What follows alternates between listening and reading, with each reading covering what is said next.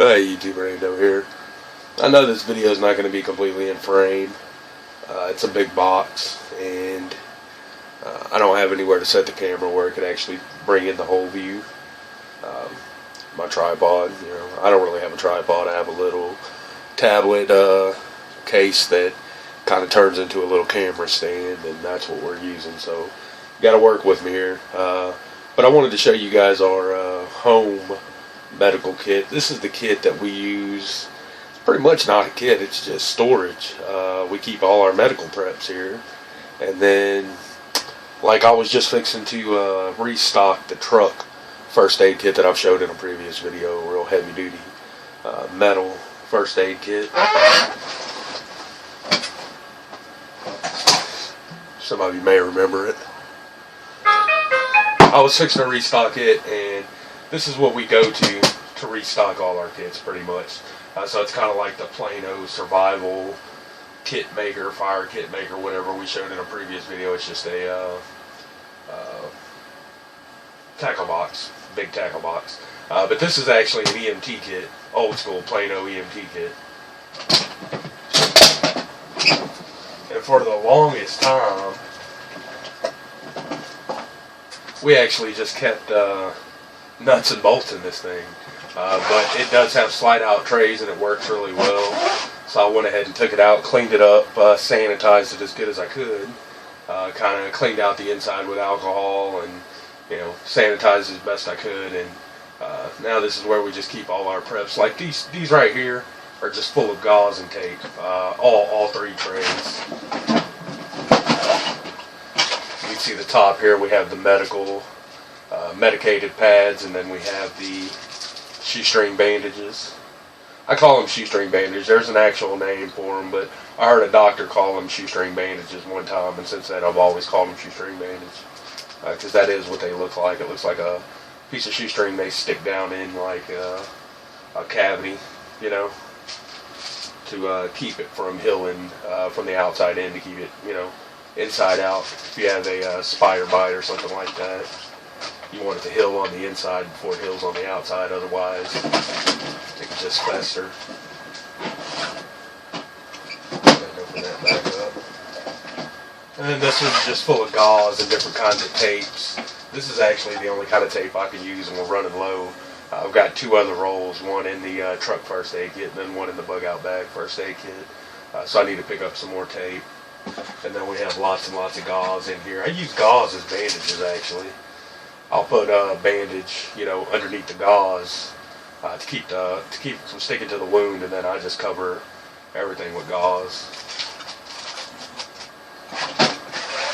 In here we have some medicated ointment, stuff like that, more gauze. Lots and lots of gauze rolls. Hush, buddy. And then in here we have a lot of different kits. These were actually, there's more tape in here. But these were the foot kits that we showed in a previous video. This is what we built them out of. And then there's some applicators in there. Like I said, this is more of a medical junk drawer than anything. It's not very well put together. Like if I actually had to go in here and find something, it would be kind of hard to do, because there's no organization to it. It's just a box that we throw everything in, and then these kinds of kits is what we would run to if there was an actual emergency. And then these kits right here, or this kit right here, is just what goes to refill these smaller kits. So you can talk to your doctor. These are prescription inhalers. You can talk to your doctors, and usually if you tell them what you're doing, you're just trying to put a little bit back for if there's a month you can't go get your prescriptions, you have some. They'll usually work with you and prescribe you one extra inhaler or something like that every 3 or 4 months or whatever. And then you can have a few on hand. So we have like 2 or 3 of these medicated inhalers, prescription inhalers. These were for my dad, True Test. Test strips. I'm a diabetic as well, but he was really on top of things, and so we kept test strips for him, and there's actually an extra tester somewhere around here. that uses these strips, we kept for him. So we also kept some syringes for him for insulin. I don't stay on top of it like he did. I'm not going to BS you and pretend I do. When I found out how much insulin cost, I figured I better start trying to control it with diet instead of insulin, because I'm not paying $1,000 a month for insulin. These are medical gloves. I have a few different sizes. I think these are medium. They fit my wife. The purple ones that I have in all my different kits are the extra large ones. Those are mine. More rolls of this is actually like foot padding.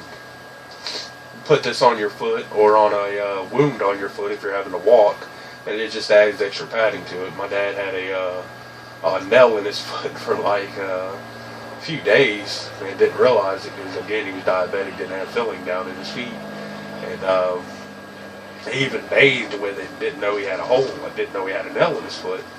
Never realized it, and finally they realized it, and he ended up having to have surgery and stuff, and so he had a big hole in his foot at the end of the day, and this is what they used to add extra padding so he could walk on it.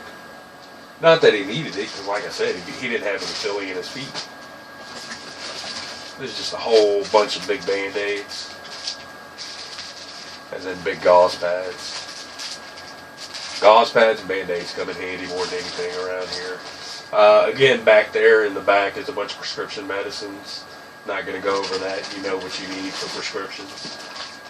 Again, another little kit full of tapes and gauze, and actually I think this is just all tape.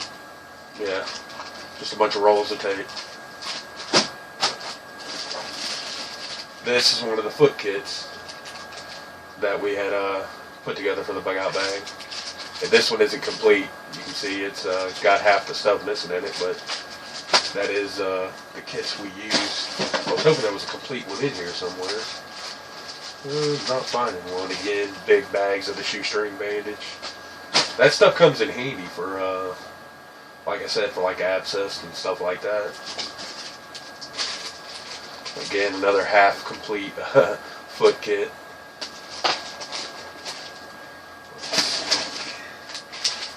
Bunch of these abdominal pads. We had like 4 packs of these. So there's a bunch of them throughout. More medical gloves,